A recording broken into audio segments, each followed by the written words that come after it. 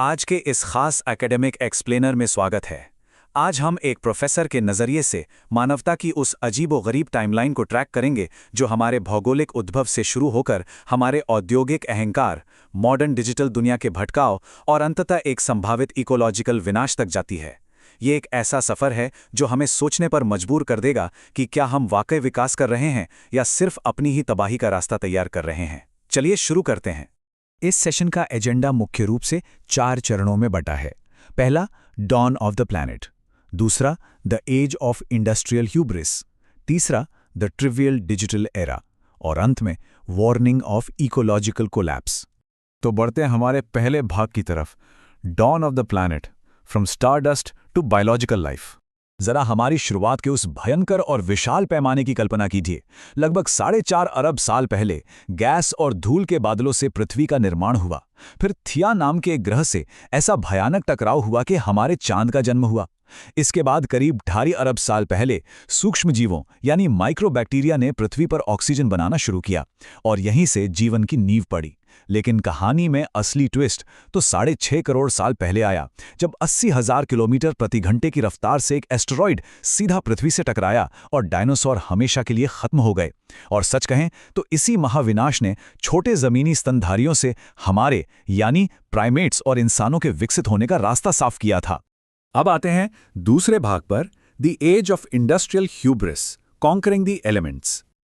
Ice age जैसी विपत्तियों से बचने के बाद इंसानों ने प्रकृति पर हावी होना शुरू किया। इसके औद्योगिक पैमाने को समझने के लिए भारत के कोरबा पावर प्लांट का ही उदाहरण लेते हैं। 1947 में जब आज़ादी मिली तब पूरे देश की कुल बिजली क्षमता महज 1362 मेगावाट्स थी। जरा सोचिए, और आज जमीन के नीचे दबे 10,000 मिलियन टन से भी ज्यादा कोयले के भंडार पर बना यह अकेला प्लांट 4,000 मेगावाट बिजली पैदा करता है। ये हमारी ऊर्जा की कभी ना खत्म होने वाली भूख और प्रकृति के बेतहाशा दोहन का एक बहुत ही स्पष्ट प्रमाण है। और इसी औद्योगिक युग ने हमारे अंदर एक अजीब से तकनीकी अहंकार को जन्म दिया। इसका सबसे क्लासिक उदाहरण है टाइटैनिक। एक तरफ 46,000 टन का वो विशाल जहाज जिसे अनसिंकेबल कहा गया, जिसमें 16 वाटरटाइट कंपार्टमेंट्स थे। लेकिन ये सारी शानदार इंजीनियरिंग एक साधारण से बर्फ के पहाड़ के सामने ताश के पत्तों की तरह ढह गई। वहीं दूसरी तरफ कड़वी जैविक सच्चाई देखिए। -2 डिग्री के ठंडे पानी में कोल्ड शॉक रिस्पॉन्स और हाइपोथर्मिया की वजह से 10,500 से ज्यादा लोग मारे गए। ये इंसान के उस घमंड के टूटने की एक बहुत ही खौफनाक तस्वीर है, जहां हम भूल गए थे कि प्रकृति के आगे हम कितने कमजोर हैं। प्रकृति की इसी सर्वोच्चता का एक और मार्मिक सबूत आज समुद्र की गहराइयों में 12,500 फीट नीचे मौजूद है।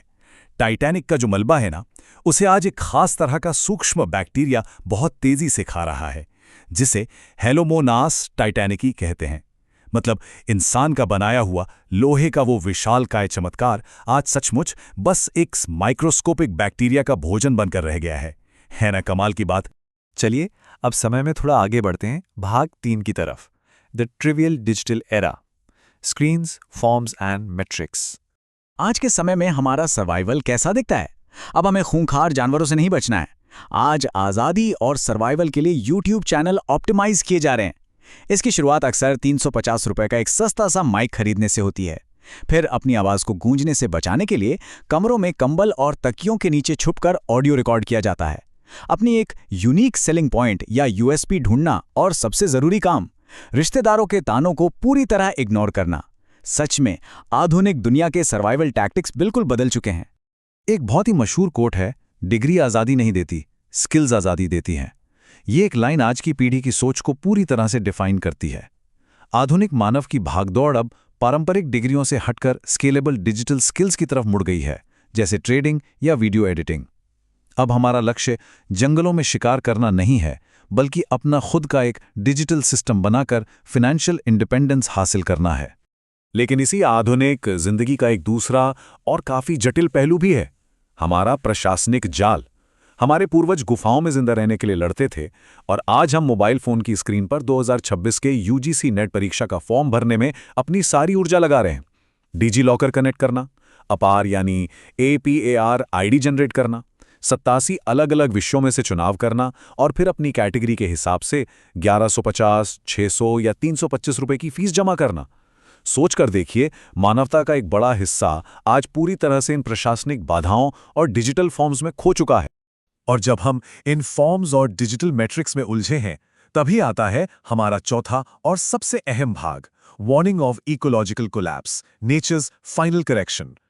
जब हम स्क्रीन पर आंखें गड़ाए बैठे हैं, तब हमारी भौतिक पृथ्वी लगातार खराब हो रही है। एक ग्लोबल एपोकैलिप्टिक सिमुलेशन हमें भविष्य की एक भयानक तस्वीर दिखाता है।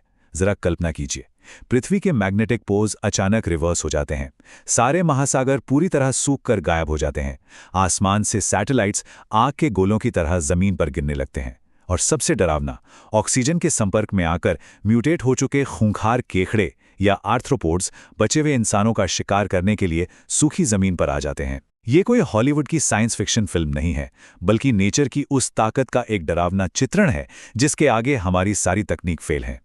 और इस सिनेरियो का सबसे कड़वा सच क्या है? जैसे ही पर्यावरण नष्ट होता है, समाज की सारी नैतिकता तुरंत टूटकर बिखर जाती है। बिना हमारी औद्योगिक और डिजिटल सुविधाओं के एक आम इंसान पानी की महज एक बूंद और थोड़े से खाने के लिए दोबारा उसी आदि मानव और हिंसक जानवर के रूप में लौट आता है। सर्वाइवल की उस अंधी दौड़ में इंसान अपने ही जैसों की जान लेने से भी नहीं कतराएगा। इस पूरे ऐतिहासिक विश्लेषण का सबसे मुख्य और परेशान करने वाला सच इस कोट में छिपा है। इंसानों ने इतिहास में किसी भी अन्य प्रजाति की तुलना में इस ग्रह को सबसे ज्यादा प्रदूषित और नष्ट किया है। हमारी तेज प्रगति, हमारे आविष्कार और प्रकृति के अनियंत्रित दोहन ने हमें पृथ्वी पर सबसे विनाशकारी शक्ति बना दिया है। हमने विकास तो किया है, लेकिन पूरी तरह से तबाही की कीमत पर। इस लेक्चर के अंत में हम सबको एक बहुत ही गहरे सवाल पर विचार करना चाहिए। वो प्रजाति जिसने एस्ट्रॉइड्स की तबाही देखी, जो आइस एज की जमा देने वाली ठंड से बचकर बाहर निकली, क्या वो अंततः अपने ही अहंकार और लालच के कारण खत्म हो जाएगी? क्या हमारी अंतिम विरासत एक सच्चा सर्वाइवल होगी, या इस बंजर होती पृथ्वी पर महज एक मिटता हुआ डिजिटल फुटप्रिंट? इसी विचार और इस ग्रह के प्रति हमारी जिम्मेदारी के सवाल के साथ आज का ये एक्सप्लेनर यहीं समाप्त होता है। सोचने का सिलसिला जारी रखिएगा।